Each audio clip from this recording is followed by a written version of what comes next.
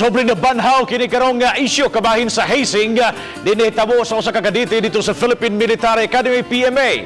Dili sa ato gitino kun na bay susamang mga insidente.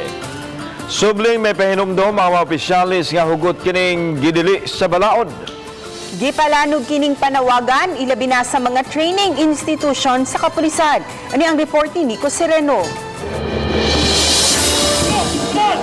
Regular nga nagmonitor ang kadagkuan sa National Police Commission o NAPOLCOM kung may mga reported bang kaso sa hazing. Labi na sa mga training institutions alang sa mga gustong mo-apply sa pagkapulis. Giklaro ni Attorney Risty Sibay, tigpamaba sa NAPOLCOM, wala nooy na report o reklamo sila nga nadawat karong bag-o. Sa National Police Commission, the Philippine National Police does not tolerate any form of hazing.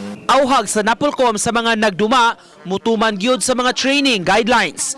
Muagi man og kalisdanan o hagit ang mga aplikante o mga recruits apan gidili ang pagdapat sa training officer kanila. Strenuous physical training, but we want to set at least a limit ba na as much as possible siya lay mo perform. Never gyud nga ang trainee is allowed to impose physical contact, meaning manhandle, hitting of any mga blunt object, bawal man na siya. Tuig 2012, dunay naimbestigahan ang NAPOLCOM 7 nga kaso sa giingong hazing sa usa ka training center dinhi sa Sugbo.